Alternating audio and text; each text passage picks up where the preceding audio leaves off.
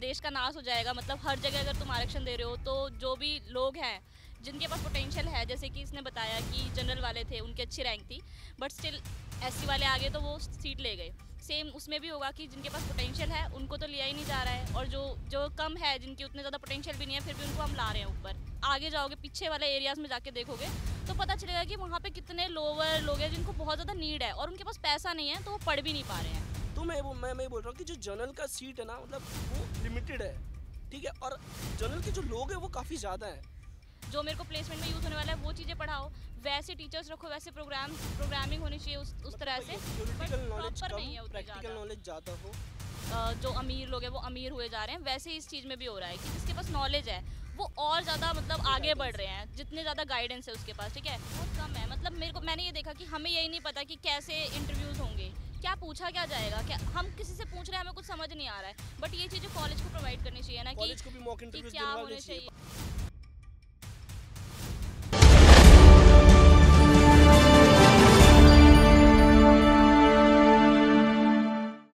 नमस्कार, the news 15 देख रहे हैं आप। मैं हूं आपके साथ तनुज दीक्षित। आरक्षण जैसा मुद्दा हमारे देश में काफ़ी ज़्यादा समय से चलता नजर आ रहा है। जब जब चुनाव होते हैं आरक्षण को लेकर तमाम पार्टियां हर बार जो केंद्र में सरकार होती है, राज्य में सरकार होती है, उस पर हमलावर होती है। इस बार लोकसभा चुनाव हुए, कांग्रेस पार्टी ने इस बार बड़ा मुद्दा रखा था आरक्षण का कि अगर बीजेपी की सरकार आई तो आरक्षण को खत्म कर दिया जाएगा। 1 अगस्त 2024 को सुप्रीम कोर्ट से एक फैसला आता है कि अगर केंद्र सरकार चाहे तो एससी एसटी वर्ग में क्रीमी लेयर लागू कर सकती है। क्रीमी लेयर का मतलब ये होता है कि सिर्फ उन्हें आरक्षण दिया जाएगा जो एक आय के अंतर्गत आते होंगे। मतलब कि जैसे अगर ओबीसी वर्ग में देखा जाए, ओबीसी वर्ग में उन्हें आरक्षण मिलता है जिनकी आय 8 लाख रुपए से कम है, उन्हें आरक्षण मिलता है। लेकिन जिनकी आय 8 लाख रुपए से ज़्यादा है उनके बच्चों को आरक्षण नहीं दिया जाता है। लेकिन एससी एसटी वर्ग में ये होता है कि सभी को आरक्षण मिलता है। इससे ये हो रहा है कि जो लोग पहले ही अमीर बन चुके हैं और जिनकी फाइनेंशियल कंडीशन ठीक हो चुकी है उन्हें भी आरक्षण मिल रहा है, और जो पीछे के लोग हैं, जो अभी दबे हुए लोग हैं, जिनके पास पैसे नहीं है एससी एसटी वर्ग में, उन्हें भी आरक्षण मिल रहा है। केंद्र सरकार ये चाहता है, सुप्रीम कोर्ट ये चाहता है कि अब इस आरक्षण को कहीं ना कहीं धीरे धीरे कर खत्म कर दिया जाए। मेरे साथ यहाँ पर कुछ स्टूडेंट्स, इनसे बातचीत करेंगे कि आखिरकार आरक्षण से इन्हें कितना घाटा होता है, क्योंकि अगर आरक्षण से सबसे ज़्यादा अगर किसी को घाटा होता है तो वह आज के समय के युवाओं को होता है। मैम, यहाँ पर आरक्षण जैसा मुद्दा, जो स्टूडेंट्स हैं वो हमेशा इस बात से परेशानी से जूझ रहे होते हैं कि जो एससी एसटी के जो लोग होते हैं वो नौकरी लेकर चले जाते हैं, जनरल वाले जो होते हैं बेचारे पीछे के पीछे रह जाते हैं। तो क्या चाहेंगे आप, कि अब क्या मांगे आपकी सरकार से? आरक्षण खत्म होना चाहिए, नहीं होना चाहिए, क्या लगता है? ये बताएंगे, ये बता सकते हैं। जी बताइए। अरे मेरा मतलब ये है कि अगर SC ST का हम लगा रहे हैं तो जैसे हम कॉलेज में जाते हैं, तो अगर जैसे DTU जैसे मतलब जो बड़े बड़े कॉलेज है, सरकारी कॉलेज, अगर आप उसमें जाओगे ना तो जो SC ST वाले आपको दिखेंगे ना, उनके हाथों में आईफोन है और वो वहाँ पर आके सीट लेके बैठे हुए हैं, और उनकी रैंक पूछोगे और जो जनरल वालों की रैंक है उसमें काफ़ी फ़र्क है। मतलब कहाँ उनके 2 लाख, कहाँ 10,000, तो वो 2 लाख की जगह उनकी लाख की सीट पर बैठ जाते हैं और उन पर आईफोन है, उन पर कार है। तो मतलब उनका वर्क देखो ना, वो छोटी वर्ग के तो है ही नहीं। उनका इतना, एक तो मतलब इनकम तो उनके घर में आ ही रही है, तो फिर मतलब किस बात का उनको SST मिल रहा है? अच्छा, कभी दुख हुआ है लाइफ में कि यार जनरल में आरक्षण मिल नहीं रहा, नौकरी मिल नहीं रही? वो नहीं, बताएगा, दुख उसको बहुत अच्छे से एक्सप्लेन है। मतलब कॉलेज में, मतलब जब मेरे नंबर आए थे तो मेरे दोस्तों के और मेरे नंबर लगभग सेम थे, लेकिन मैं जनरल और वो SC ST, तो उनको अच्छे कॉलेज मिल गए। मैं अभी भी मतलब प्राइवेट कॉलेज है पर ठीक है, बस वही है, इसी बात का दुख है, बाकी बाकी तो मेहनत ही है। अच्छा, आरक्षण को देखिए इसलिए लेकर आया गया था कि हमारे जो देश है उसमें जो भेदभाव था पहले के समय में वो खत्म हो जाए। भेदभाव खत्म ही हुआ, अब सब लोग एक साथ रहते हैं, लेकिन फिर भी आरक्षण को देखिए खत्म नहीं किया जा रहा। उसका एक कारण ये भी है, जो पॉलिटिकल पार्टियां हैं उनको वोट चाहिए। इस बार जो राहुल गांधी है, नेता प्रतिपक्ष, वो अब कहीं ना कहीं वही चाह रहे हैं कि बॉलीवुड में भी आरक्षण मिले। अभी हाल ही में प्रयागराज पहुंचे, प्रयागराज पहुंचकर कहते हैं कि कोई भी मिस इंडिया जो है वो SC ST वर्ग से नहीं आती है, सब जनरल वाले हैं। मीडिया संस्थान में अगर देखा जाए कोई SC ST वर्ग में ऊपरी पोस्ट पर नहीं बैठा। राहुल गांधी चाह रहे हैं कि अब हर जगह आरक्षण लागू होना चाहिए। अब आप तो स्टूडेंट हैं, स्टूडेंट ही परेशान हो रहे हैं, हर जगह आरक्षण लागू हो गया तो इस देश का क्या होगा? अगर ऐसा रहा तो ऐसे तो देश का नाश हो जाएगा। मतलब हर जगह अगर तुम आरक्षण दे रहे हो तो जो भी लोग हैं जिनके पास पोटेंशियल है, जैसे कि इसने बताया कि जनरल वाले थे उनकी अच्छी रैंक थी बट स्टिल एससी वाले आगे तो वो सीट ले गए। सेम उसमें भी होगा कि जिनके पास पोटेंशियल है उनको तो लिया ही नहीं जा रहा है, और जो जो कम है जिनकी उतने ज़्यादा पोटेंशियल भी नहीं है फिर भी उनको हम ला रहे हैं ऊपर। बस जैसे कि नहीं। आप अगर आप देखोगे तो जो एससी सीट लेके आते हैं कॉलेजेस में, हमने भी देखा है कि जो हमारे दोस्त हैं एससी एसटी, वो वहाँ कॉम्पीट ही नहीं कर पा रहे। मतलब वो पीछे रह रहे हैं, या तो उनका उनकी उतना बैक ज़्यादा आ रही है पोटेंशियल ही नहीं बहुत। है। अगर आप वो देखोगे आईटी क्या था, आईटी रूल की, उसमें जो सीटें थी जो एससी एसटी वाली होती, उन्होंने कितने सारे ना ड्रॉप आउट ले लिया। फ़ायदा हुआ उस सीट का, आखिरकार वो सीट तो वेस्ट ही हो गई ना। तो मतलब ये नहीं है कि सीट आप हटा दो, आप सीट रखो, लेकिन उनके लिए रखो जो वर्ग बहुत पिछड़े हैं। अच्छा, यहाँ पर यह एक पॉइंट है कि मेरी कुछ ऐसे दोस्त हैं जो काफ़ी मतलब उनकी इनकम अच्छी नहीं है और वो पढ़ भी नहीं सकते हैं, बट अब है कि उनके पास एससी का कोटा है तो वो पढ़ाई कर रहे हैं एटलीस्ट, ठीक है, और उनके पास पोटेंशियल है तो वो पढ़ रहे हैं। तो मुझे लगता है कि होना भी चाहिए, पूरा हम हटा नहीं सकते, क्योंकि बहुत सारे लोग हैं, आप हमारे को हम आसपास देखते तो हमें लगता है ये तो नॉर्मल चीज़ है, मतलब सब तो नॉर्मल है, कहाँ इतनी गरीबी है, बट जब तुम आगे जाओगे पीछे वाले एरियाज में जाके देखोगे तो पता चलेगा कि वहाँ पे कितने लोअर लोग हैं जिनको बहुत ज़्यादा नीड है और उनके पास पैसा नहीं है तो वो पढ़ भी नहीं पा रहे हैं। तो मतलब होना भी चाहिए, बट एक लिमिट में कि हाँ इनकी इतनी इनकम है तो इस टाइम होना चाहिए। अच्छा, यहाँ पर देखिए जो नगीना सीट से सांसद हैं चंद्रशेखर आज़ाद, वो कहते हैं कि दलितों को अपनी लड़ाई खुद लड़नी पड़ेगी। मेरा आपसे सवाल है, आप जनरल कास्ट से आते हैं, जनरल वालों को अपनी लड़ाई कब लड़नी पड़ेगी, क्योंकि अन्याय तो कहीं ना कहीं उनके साथ भी हो रहा है। आइए आप हमारे साथ चलिए अभी से स्टार्ट कर देते हैं कि आगे चल के तो ख़त्म ही हो जाएगा।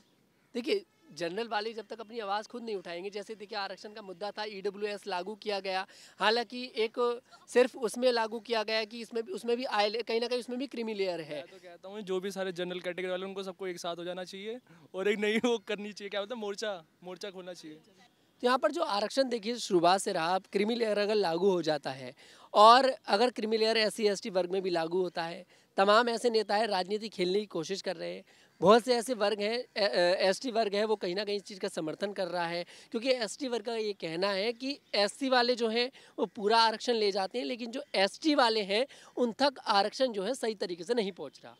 भैया पहली बात तो मैं आपको ये बताऊँ कि आप एससी एसटी देखोगे ना, जो एससी एसटी नहीं है ना वो भी एसएसटी बने हुए हैं, ठीक है। तो जहाँ तक मैं आरक्षण के लिए आरक्षण के लिए सब आरक्षण के लिए बनते हैं। मेरे दोस्त मतलब मेरे दोस्त नहीं है, मैं जिनको जानता हूँ वो खुद एससी एसटी बने हुए हैं। क्यों? क्योंकि आरक्षण मिलता है। सरनेम तो तिवारी है, अब लेकिन वो एससी का सर्टिफिकेट लिए घूम रहे हैं। मैं जनरल हूँ। अरे बहुत सारे लोग ऐसे मैं हैं, मैं ये नहीं बोल रहा, दोस्त मैं हैं बोल रहा हूँ मेरे कि वो आरक्षण लेने के लिए ना बहुत जर्नल वाले भी आ रहे हैं। लेकिन अब जैसे बहुत लोग जाते हैं, उन्होंने अपना आरक्षण करवा लिया, लेकिन अब उन्होंने सीट को खा गए, बाकी जो पिछड़े रह गए उनका क्या हुआ?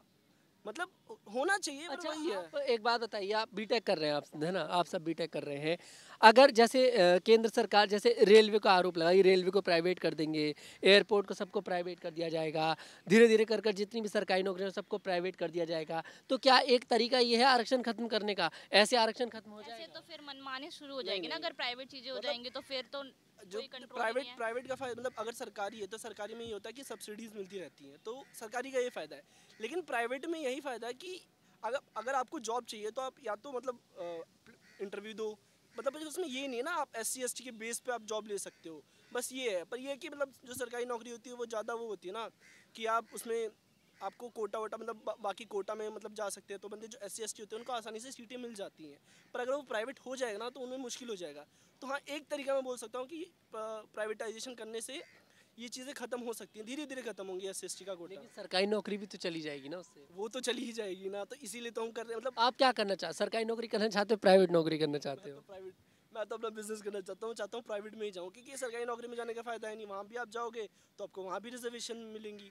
तो अगर मैं आपको देखूँ, आप भी अगर खुद देखोगे, आप जर्नल का जो एरिया है वो काफ़ी बड़ा है अगर as compare to S T, मतलब एस टी है, S T O B C का मतलब लगभग जनरल के बराबर ही, ईडब्ल्यूएस के बराबर ही हो जाता है, ठीक है।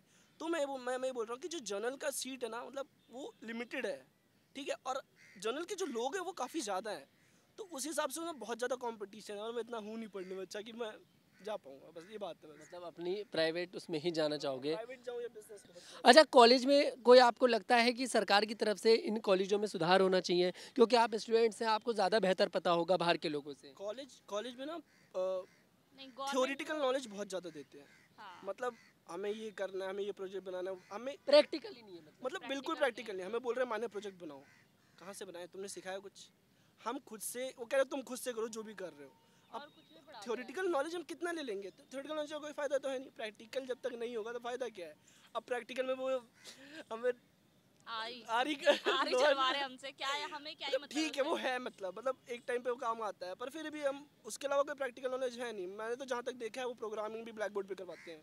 मुझे लगता क्या है करवा कि रहे हैं वो? कॉलेजेस में क्या करते हैं ना, वो टीचर्स उस चीज़ पे तो ध्यान आप नहीं दे क्लास रहे। में जाओगे, आपको बोलेंगे ये लो प्रोग्राम लिख दो। भाई पहले बताओ तो कैसे होगा, उनको फर्क नहीं चीज़ें पड़ समझाओ। रहा कि अब कैसे अब करना जैसे है। ये चीज़ है, जैसे आप कोडिंग को ही ले लो, बाकी देशों में अगर आप देखोगे ना तो बचपन से शुरू कर देते हैं, 7वीं 8वीं 9वीं से। हमारे हमारे हमारे इसमें 11 से शुरू होता है। अब शायद शुरू हो रहा हो ये पता नहीं मुझे, पर मैंने मतलब हमारे टाइम पे तो 11 से शुरू है। तो बच्चों की कोडिंग आती ही नहीं है। जो बच्चा जिनको आती है वो कॉलेज लाइफ में आके उनको पता और चलता है कि ये भी कॉलेज लाइफ चीज़ें में हैं। आके भी वो सिखा नहीं रहा। फर्स्ट ईयर में भी, ये फर्स्ट ईयर में तो इसको पढ़ा रहे हैं मैथ साइंस फिजिक्स वगैरह, उसका भी इसको कोई यूज़ भी नहीं है आगे जाके। अगर इसको आगे प्लेसमेंट के लिए तैयारी करनी है, उनको ऐसा ओरिएंटेड होना चाहिए ना कि प्लेसमेंट ओरिएंटेड ही पढ़ाएं। लाइक मैंने IGTU में देखा, मेरी सिस्टर है वहाँ पे, तो वो उनको बिल्कुल ऐप से प्लेसमेंट के लिए प्रॉपरली करवा रहे हैं कि तुमको डेटा साइंस करवा रहे हैं, प्रोग्रामिंग लैंग्वेजेस करवा रहे हैं। मेरे कॉलेज में मैं देख रही हूँ कि फिजिक्स केमिस्ट्री मैथ्स करवा रहे हैं यार, उसका तो कोई यूज़ भी नहीं है। जो मेरे को प्लेसमेंट में यूज़ होने वाला है वो चीज़ें पढ़ाओ, वैसे टीचर्स रखो, वैसे प्रोग्रामिंग होनी चाहिए उस तरह से। बट थ्योरेटिकल नॉलेज प्रॉपर कम, नहीं है उतनी प्रैक्टिकल ज़्यादा। नॉलेज ज़्यादा हो तो बेहतर है। बाकी बाकी उनको वो गाइडेंस पे ज़्यादा फर्क पड़ता है, क्योंकि हाँ। बच्चों को पता नहीं होता उनको करना क्या है। सबसे चीज़ ना हमें अगर यही जैसे लगती है। हमारे हाँ। घर में, मतलब हमारे घर में घर वाले तो पढ़े लिखे हैं नहीं, मतलब बस 12वीं पास है। अब मेरे ना भाई बड़े भाई हैं, तो मुझे खुद से ही सब कुछ करना पड़ा कि क्या करना पड़ेगा क्या नहीं करना पड़ेगा, क्योंकि बताने वाले नहीं था। Exactly. अब Guidance हमारे नहीं दोस्त है। जो हैं उनके भाई बहन पहले से हैं, उनको बताने वाले थे, तो अब वो काफ़ी आगे हैं हमसे, मतलब आगे हैं एज कम्पेयर टू, हमें लगता है ऐसा। मैंने ये ऐसा सबको देखा कि लगता होगा। मतलब जैसे हम बोल देते हैं ना कि जो अमीर लोग हैं वो अमीर हुए जा रहे हैं, वैसे ही इस चीज़ में भी हो रहा है कि जिसके पास नॉलेज है वो और ज़्यादा मतलब ये आगे बढ़ guidance रहे हैं, जितने ज़्यादा गाइडेंस है उसके पास। ठीक है, मेरे कुछ फ्रेंड्स हैं जिनके अपने उनके भाई बहन आगे आगे कंपनीज में हैं, तो वो उनको गाइड करते हैं, उनको पहले से बताते हैं कि भाई ये क्वेश्चंस आएंगे। अब जब हमारा अब टाइम ये था चीज़ अगर सरकार तो करे, हमको पता अगर ही नहीं था। हाँ ये चीज़ अगर सरकार करे तो हमारे लिए तो फ़ायदा होगा ना, कि हमें हाँ। पहले से पता चल गया। वैसे जहाँ तक मुझे पता है अब ये हो रहा है धीरे धीरे। बहुत कम है, मतलब मैंने ये देखा कि हमें यही नहीं पता कि कैसे इंटरव्यूज होंगे, क्या पूछा क्या जाएगा, क्या हम किसी से पूछ रहे हैं, हमें कुछ समझ नहीं आ रहा है। बट ये चीज़ें कॉलेज को प्रोवाइड करनी चाहिए ना कि कॉलेज को भी मॉक कि इंटरव्यूज क्या दिलवाने होने चाहिए, पर चाहिए। मॉक इंटरव्यूज हम कॉलेज दिलवाते नहीं हैं। अब आप खुद जाके खरीदो।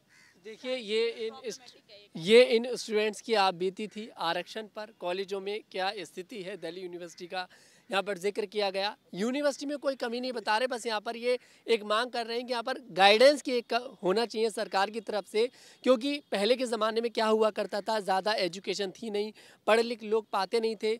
आज के समय में उस यूथ को गाइडेंस की कमी है, तो कहीं ना कहीं इनकी एक्सपेक्टेशन है सरकार से कि यहाँ पर इनको गाइड किया जाए, जिससे आगे चलकर कहीं ना कहीं ये अपने करियर के लिए सही ऑप्शन चूज कर पाए। और तनुज दीक्षित, कैमरामैन गोविंद के साथ।